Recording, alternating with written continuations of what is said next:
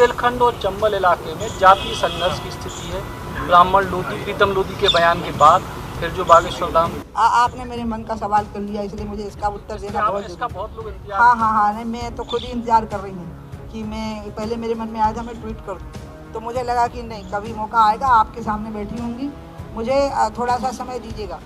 क्योंकि इसका जवाब आप कितना दिखा पाते, मैंने कहा वो महत्वपूर्ण नहीं, मैं तो रिपोर्ट कार्ड दे रही हूँ, आपको पता होना चाहिए कि मैं क्या सोचती हूँ, तो आप जितना दिखा पाएंगे, लेकिन आपके मन के बैकग्राउंड में तो मेरी कही हुई बात निहित रहेगी ना, कहीं रिकॉर्डेड रहेगी। पहली बात है कि प्रीतम मेरी बहन के रिश्तेदार हैं, मेरी बहन की पोती उनके लड़के को ब्याही है, तो मेरी कोई रिश्तेदारी नहीं है। प्रीतम मेरा सहयोगी है, अनन्य ताकतवर सहयोगी, और प्रीतम के पिताजी जनसंघ में थे, वो मेरी वजह से भाजपा में नहीं आया है, वो भाजपा में था तो 1989 दिसंबर में हुआ ना, तो 90 का चुनाव लगता है, वो जो लोकसभा का चुनाव हुआ जिसमें मैं चुनाव जीती, प्रचंड मतलब रिकॉर्ड बनाया मैंने मध्य प्रदेश में, उसमें प्रीतम की भाजपा ने ड्यूटी लगाई खजुराहो में मेरी सीट पर, तो प्रीतम से मेरा तब से परिचय हुआ, पूरे 30 साल से वो बिल्कुल मुझ पर जान निछावर करने के लिए तैयार रहा, और जब मैं भाजपा से अलग हुई तो वो अलग हो गया, जनशक्ति में आ गया, तब उस पर पूरे केस बने हैं, क्योंकि बहुत ताकतवर व्यक्ति है वो, और उससे उधर के जो सामंती वर्ग हैं ईर्ष्या करते थे, तो जैसे ही वो भाजपा से बाहर हुआ था तो उनकी बनी आई, तो उन्होंने तो उस पर इतने केस बनाए कि बेचारे को माफिया, डकैत, तो पता नहीं क्या क्या बना दिया, जबकि वो बहुत 84 के दंगे में सिखों को, हजारों सिखों को महीनों तक खाना खिलाता रहा था, गरीब आदिवासियों की वो इतनी सेवा करता रहा है, और मेरा बहुत अनन्य ताकतवर सहयोगी रहा है, मेरा बहुत बड़ा सहयोगी रहा, और मेरे लिए जान देने को तैयार रहा। ये उसकी गलती थी कि उसने असंयत भाषा का प्रयोग किया, मुझे बिल्कुल अच्छा नहीं लगा, मैंने तुरंत उसको फ़ोन किया 1 मिनट में, जैसे ही वो वीडियो मैंने देखा, मैंने कहा प्रीतम तुमने ये क्या कर दिया, तुमको क्या हो गया है, तुम ऐसी भाषा का प्रयोग क्यों किए, गलत बात है, तुरंत माफ़ी मांगो, और यहाँ आओ बीडी शर्मा जी से बात करो। वो आया, बीडी शर्मा जी से बात की, माफ़ी मांगी, फिर पार्टी ने कार्रवाई की, तो मैंने समझाया कि देखो नूपुर शर्मा पर भी पार्टी ने कार्रवाई की है, तो ये मत कहो कि इसमें कोई भेदभाव है, नूपुर शर्मा है जिस पर कार्रवाई हुई है, उसको निकाला है पार्टी ने, तुम पर भी कार्रवाई हुई है, मैंने कहा, लेकिन तुम असंयत भाषा का प्रयोग करके ठीक नहीं किए। एक मुद्दा मुझे इस पर आगे दूसरी बात कहनी है, बहुत ज़रूरी है, क्योंकि I am getting a chance कि मैं अपनी बात कह दूँ। आपको 2-3 बातें बताया, जैसे रतन सिंह को हमारा रिश्तेदार बता देते हैं आप लोग, वो रिश्तेदारी मेरी बहन की बेटी ब्याही गई है 2003 में, और रतन सिंह जनसंघ के ज़माने से, वो बीजेपी से तब चुनाव लड़ रहे थे जब मैं बीजेपी में थी ही नहीं, मतलब मेरी उम्र ही नहीं थी बीजेपी में होने की। अब तो बहुत दिक्कत आ जाएगी, जैसे बीडी शर्मा को स्तुति ब्याही है, वो कांति रावत मिश्रा की लड़की है, अब कांति तो बीडी शर्मा से पहले से बीजेपी में है, ने अपने नड्डा जी ब्याहे हैं बनर्जी परिवार में, जब नड्डा पैदा नहीं हुए थे तब से जयश्री बनर्जी और उनके जो पतिदेव थे वो जनसंघ के फाउंडर मेंबर्स में से हैं वो लोग, मतलब वो 60-70 साल पहले का मामला है, अब वो तब से चले ही आ रहे हैं, तो हम कहें कि वो उनकी वजह से राजनीति कर रहे हैं, ना ऐसा नहीं होता। इसी तरह से मेरा मामला है, इसमें ये रिश्तेदारियाँ मेरे परिवार से हैं। जैसे अखबारों में आया मेरी बहू चुनाव लड़ी, मेरा दर्द सुनना पड़ेगा, मेरे कोई बहू नहीं, बेटा ही नहीं है, बहू कहाँ से होगी, मेरे भाई का बेटा है वो, जिसकी वो पत्नी है। मैं रिश्तेदारी नहीं मानती ना, आपको पता नहीं, मैं रिश्तेदारी नहीं मानती हूँ, संन्यास ले लिया है मैंने, अपना पिंडदान, अपना तर्पण खुद किया है। दीदी माँ बोल, इसलिए तो दीदी बोलने के लिए बोलती हूँ कि आप लोग मुझे दीदी बोलो, ये बुआ मौसी ये सब मुझे बिल्कुल नहीं जमता। बल्कि जब मैंने संन्यास नहीं लिया था तब एक आध बार जब मेरी शादी तय होने लगी, जो बाद में मैंने एक बारात लौटा दी थी अंत में, तो वो लड़के जो डॉक्टर साहब थे उनके मित्र एक आध बार मुझे भाभी कहती, मैंने कहा आई एम सॉरी, नहीं कह सकते आप, शादी नहीं हुई है तो भाभी कैसे हो जाऊँगी। तो इसी तरह से ये बहू बेटा रिश्तेदार प्लीज़ इससे मुझे मुक्त रखिए। लेकिन प्रीतम मेरा बहुत बड़ा सहयोगी रहा, और प्रीतम ने बहुत बड़ी गलती की असंयत भाषा का प्रयोग करके। अब ये जो दूसरी बात है ना जो आपने कही, ये बहुत महत्वपूर्ण बिंदु है, वो ये है कि मैं शुरू से ही शिवराज जी को कह रही हूँ कि क्षेत्रीय और जातीय संतुलन बिगड़ा हुआ है सत्ता में और प्रशासन में और शासन में। ग्वालियर संभाग का भी बिगड़ा हुआ है, सागर संभाग का भी बिगड़ा हुआ है, रीवा संभाग का भी बिगड़ा हुआ है। और मैं मंत्रिमंडल का जो दूसरा विस्तार हुआ, पहले में तो 3 बने थे, दूसरा जब हुआ तो मैं दुर्भाग्य से मैं लखनऊ में CBI कोर्ट में पेश होना था मुझे, तो मैं वहाँ थी। तो जैसे मैंने टीवी पर पट्टी देखनी शुरू की, मैंने कहा भैया प्लीज़ आपका जो नाम आ रहे हैं मंत्रियों के, इसमें रीवा संभाग नेग्लेक्ट हो रहा है, इसमें ग्वालियर संभाग नेग्लेक्ट हो रहा है, क्षेत्रीय और जातीय संतुलन बिगड़ा हुआ है,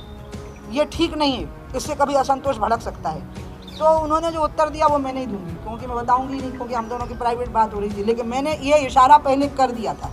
कि सत्ता में, शासन में, प्रशासन में भागीदारी में असमानता नहीं दिखनी चाहिए।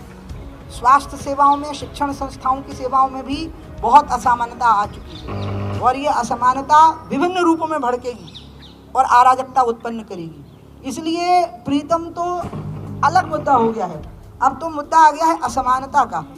अभावग्रस्त समाज और सुविधायुक्त समाज जो 9 पॉइंट समथिंग है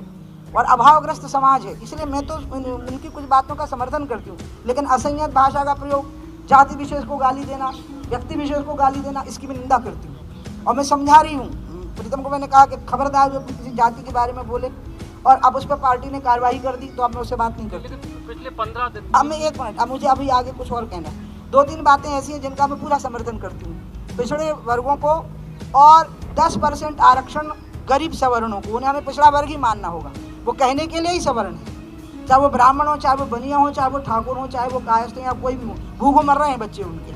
बेरोजगारी के शिकार हो रहे हैं, पढ़ने लिखने की, उनको मिलना चाहिए 10% आरक्षण। प्राइवेट सेक्टर में जब आरक्षण की मांग हो तो 10% उनको भी मिलना चाहिए आर्थिक आधार पर। लेकिन ST, SC और OBC को प्राइवेट सेक्टर में आरक्षण मिलना चाहिए और उसके साथ 10% सवर्णों को भी गरीबी के आधार पर, वो उनको पिछड़ा ही माना जाए क्योंकि वो आर्थिक आधार पर पिछड़े हैं, वो मिलना चाहिए। सामाजिक सम्मान, आर्थिक उत्थान और सत्ता में बराबर की भागीदारी, ये ST, SC और OBC को मिलनी चाहिए। ये शिकायत उनको नहीं रहनी चाहिए और ये सभी राजनीतिक दलों की जिम्मेवारी है और हमारी सबसे बड़ी है, क्योंकि आज हम केंद्र में बैठे हुए हैं कि अगर वो अपने आप को ढूंढ रहे हैं कि हम कितने ज़िलों में कलेक्टर हैं, हम कितने ज़िलों में SP हैं, केंद्र में कितने हमारे मंत्री हैं, अगर वो अपने आप को ढूंढ रहे हैं कि राज्य में हमारे कितने मंत्री हैं, तो वो अपने आप को ढूंढ रहे हैं तो इसमें हमारी भूल है। अगर वो अपने आप को वहाँ नहीं पा रहे हैं और उनकी कुंठाएँ भड़क उठी हैं, नाराज़गी, कुंठा भी नहीं है, नाराज़गी है, असंतोष है, और इसलिए इसको तो ठीक से टैकल करना पड़ेगा पूरे देश को। ये सभी राजनीतिक दलों की जिम्मेवारी बनती है कि वो इस व्यवस्था को दुरुस्त करें, जहाँ जहाँ उनकी सत्ताएं हैं वहाँ वहाँ पर इसको दुरुस्त करें। बाकी ये जो हो रहा है ये तो मुझे बहुत ही ख़राब लगा, मुझे बहुत, मैं रामभद्राचार्य जी को बहुत मानती हूँ, अब कोई कुछ उनके बारे में बोल देगा तो मैं तो नहीं सह पाऊँगी। उनको मैं नहीं जानती, क्या नाम है उनका, बागेश्वर धाम जी को, क्योंकि वो एकदम नए राइज हैं, लेकिन हमारे बुंदेलखंड का खूब नाम उनने बढ़ाया है विदेशों में भी जा कर के। उनको तो इसमें पढ़ना ही नहीं चाहिए था, वो इतने बड़े संत हैं, अब वो प्रीतम के लेवल पे आ गए। तो अब मैं क्या करूं, अब तो उनके और प्रीतम के बीच में ही हो गया, नहीं तो मुझे बोल देते सीधे कि दीदी प्रीतम को डांटो। बागेश्वर धाम जी को मैं बहुत मानती हूँ, मतलब मैंने सुना है उनको, मतलब फेस टू फेस तो देखा ही नहीं कभी उनको, बल्कि मैंने पहली बार उनकी वो भाषा सुनी तो इवन आई वाज सरप्राइज कि अरे ये तो बिल्कुल ठुर्र बुंदेलखंडी नहीं, इसको टटरी के बंदे। This is very typical of very, ये कुल मिलाकर के अप्रिय प्रसंग हो गया है और इस अप्रिय प्रसंग को ठीक करना मेरा काम नहीं है, ये राज्य सरकार का काम है, समाज सेवियों का काम है, संतों का काम है कि वो इसको ठीक करें। बाकी जो संघर्ष का आज एक जो उमड़ाव आ रहा है और भीड़ उमड़ रही है, ये पूरे देश में भी उमड़ने की स्थिति बन सकती है, इसलिए जितने जल्दी हो सके हम इन चीज़ों को दुरुस्त कर लें। अमीर और गरीब के बीच में एक खाई आ गई है, रोटी सबको मिल रही, भूखों लोग नहीं मर रहे, लेकिन जीवन की सुविधाओं में अंतर आ गया है। बच्चों को पढ़ाने के लिए लोगों को मशक्क़त करनी पड़ रही है, अपने पेट काटने पड़ रहे हैं प्राइवेट स्कूलों की फीस देने के लिए। अस्पतालों में 1-2 लाख रुपये दिए बिना सांस नहीं ले पा रहे हैं गरीब लोग, मकान बेच रहे हैं, औरतें अपने मंगलसूत्र बेच रही हैं और सरकारी योजनाओं का कोई लाभ, कोई रिलीफ मिल नहीं पा रहा है। ये चीज़ें अगर दुरुस्त नहीं की तो ये असंतोष के रास्ते निकालेगा अपने भड़कने के, जैसे ज्वालामुखी जो है वो अपने रास्ते निकालते हैं भड़कने। मैं चाहती हूँ समाज में सामंजस्य हो और मैं आप लोगों के माध्यम से अपील करती हूँ कि सबसे पहले तो मैं ब्राह्मण समाज से ही अपील करूँगी कि भगवान ने उनके बारे में कहा है गीता में, विद्या विनय संपन्ने ब्राह्मणे गवि हस्तनी सुनी चैव स्वपाके च पंडित आसम दर्शना। विद्या और विनय से संपन्न जो ब्राह्मण होगा वो सबको एक समान लिखेगा, तो इसलिए वो इसको एक बहुत बड़ा मुद्दा ना बनाए और क्षमा दान करें अपनी तरफ से, यही उनकी विशेषता रही है। वो गुरुजन है, गुरु के स्थान पर बैठे हुए लोग हैं और मैं पिछड़े जातियों के लोगों से भी निवेदन करूंगी कि आप सामाजिक शब्द का, जाति का उच्चारण मत करिए, व्यक्ति का उच्चारण मत करिए, आप मुद्दे उठाइए, उस मुद्दे पे देश का बहुत बड़ा वर्ग आपके साथ है, लेकिन गाली गलौज में कोई आपका साथ नहीं।